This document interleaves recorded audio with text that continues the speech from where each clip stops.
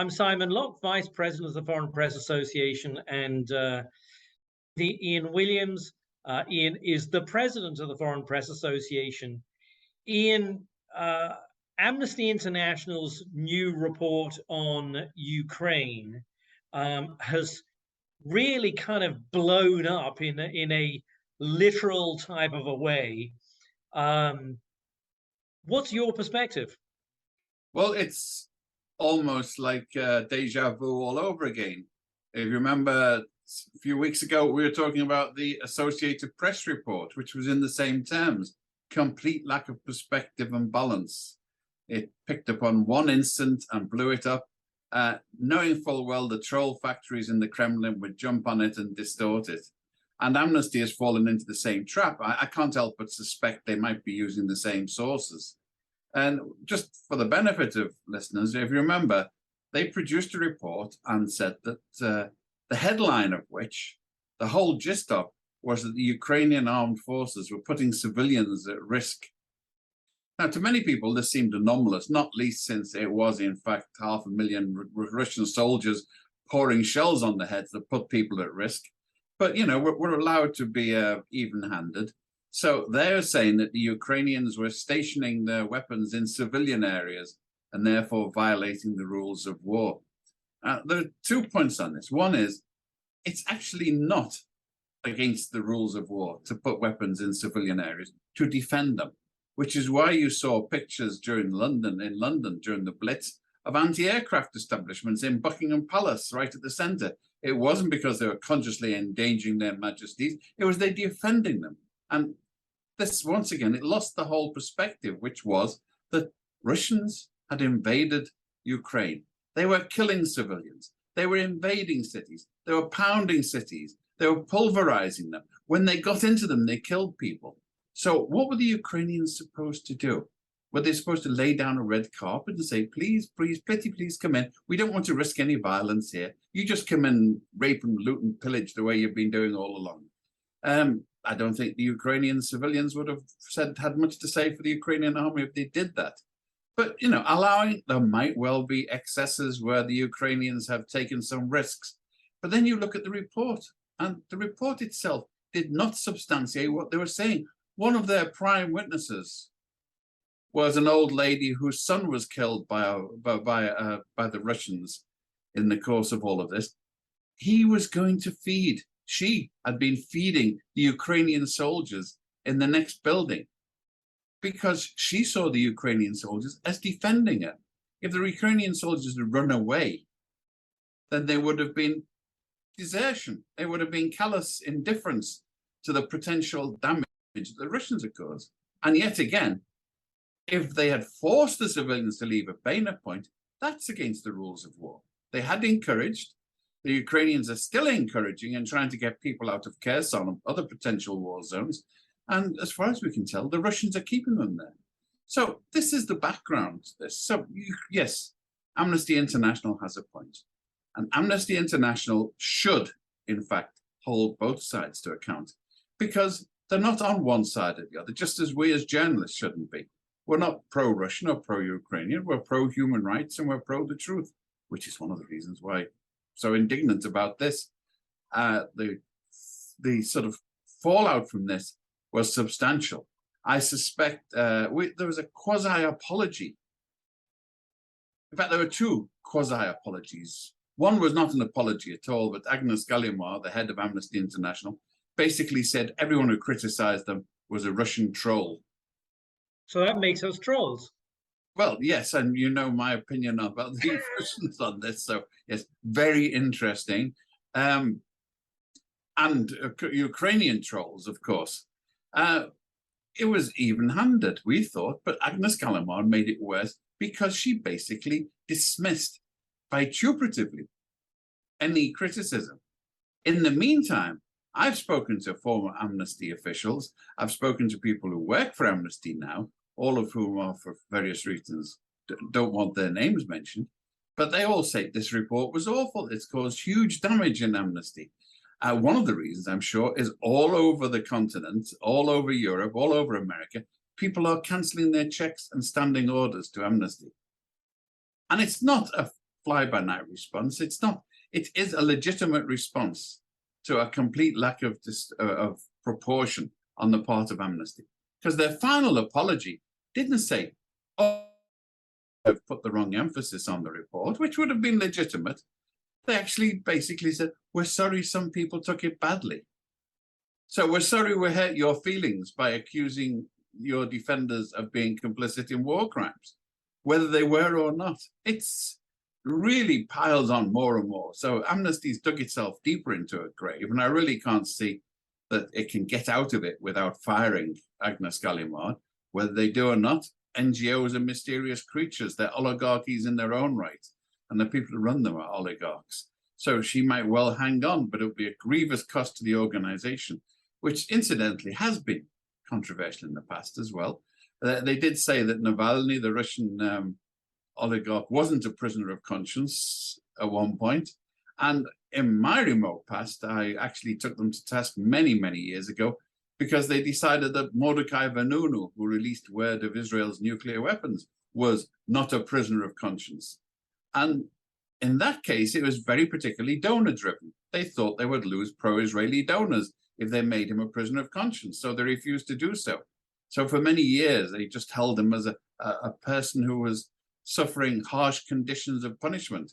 He's still in Israel. He's not allowed to leave after 40 years, which is when I first dealt with him and took up his case and spoke to his brother in London.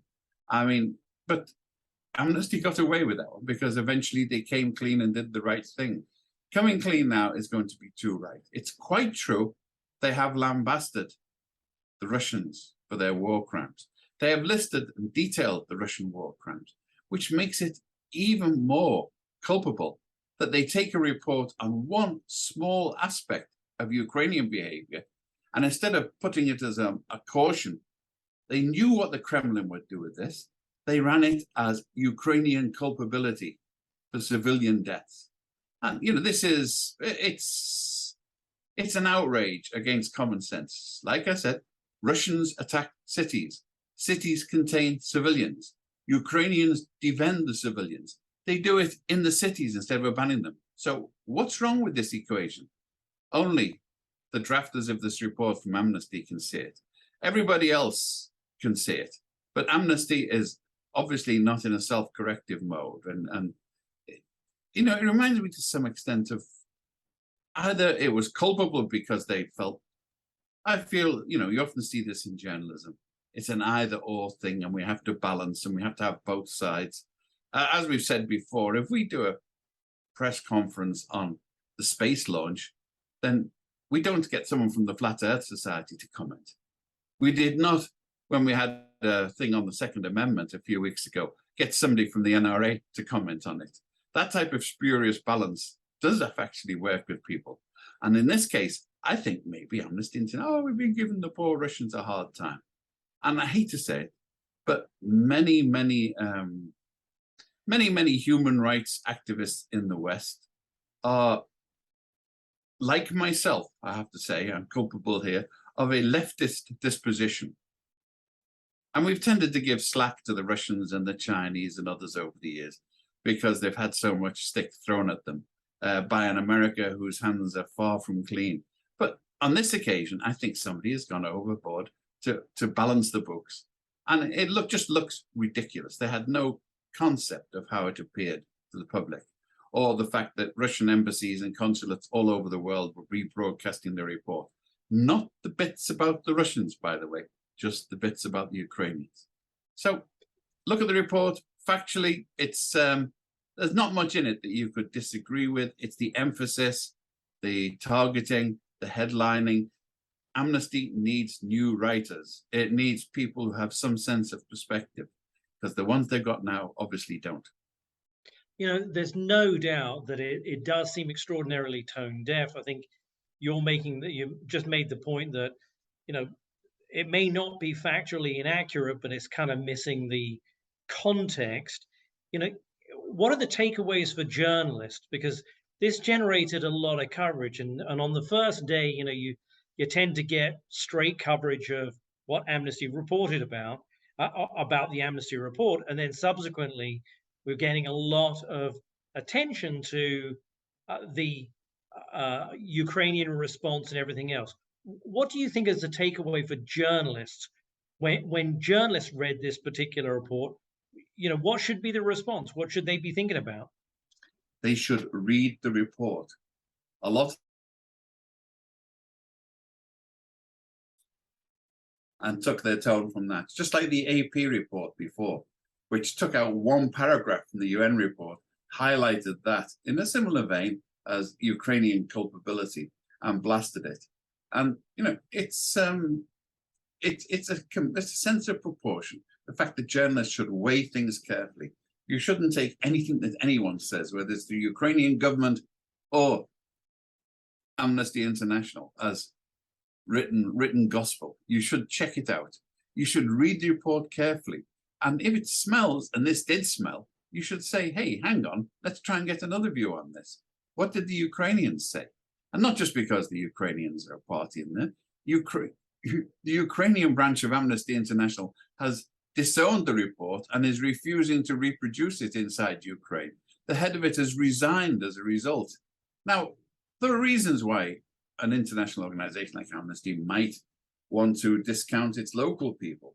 But on this occasion, I mean, it's not as though Ukraine might have its many faults, but it's not a police state. Amnesty in Ukraine is quite happy and able to castigate the government when it thinks it's done something wrong. There are dissidents in Ukraine who don't get bonked on the head and taken off or hit with poison right away, unlike across the border. So, as things go, it's a relatively free society. So they should have listened to what the local people told them. So altogether, sometimes it looks so convoluted, you almost believe it's a conspiracy. The fact that the report that says the Russians overall details horrendous Russian crimes ends up being headlined as Ukrainian crimes. The fact that this is broadcast across the world. The fact that Amnesty International in Ukraine disowned it. The fact that instead of apologizing or saying, well, maybe we should have put a different emphasis or spin on it, digging in and basically giving the finger to the critics. And then, finally, an apology that's not an apology. Oh, we're really sorry. How could you possibly be offended at something like this? We're sorry if that happened. That's a classic non-apology apology. And just in strict PR terms, from Amnesty International's point of view, if somebody in Amnesty International wanted to make sure they never got another check from people like me, that all of our standing orders are cancelled, that's the way to go about it. Well done, Amnesty International PR team.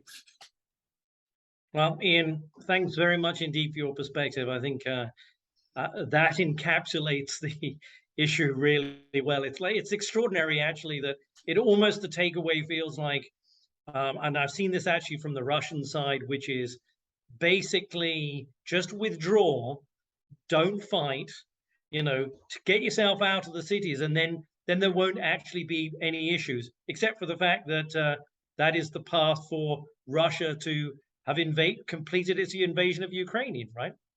Yeah. Well, I mean, the message that other people are sending, the larger message, is that it's people should not defend cities. You should hand them over to the Russians. They're making it so that the Russians now have an excuse to bomb cities. There were troops in there. Like I said, there were anti-aircraft establishments in Buckingham Palace during the Blitz. And the famous sign at the Liverpool Football Club match was the Germans bombed our chippy.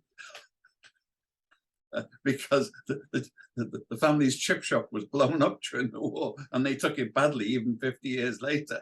So it's this type of attitude is not good, and it should have been obvious. So there's another one I really want to throw in. April Glaspie was the American charge d'affaires in Baghdad in the dying days of Saddam Hussein's regime before the first Gulf War. And when she was approached by Saddam Hussein, who asked what the attitude was to the border dispute with Kuwait, she basically was under orders from James Baker and the State Department and the White House to say, we don't have a dog in this fight. That's between you and Kuwait. Now, that is the type of cloth-earedness we're seeing here. Anyone who knows what they're dealing with Saddam Hussein, Vladimir Putin, knows that when you come out with an equivocal statement like that, these people don't do nuance. They take it as a go fetch, go fetch. It's a culpable lack of judgment and balance. Ian, thanks very much indeed.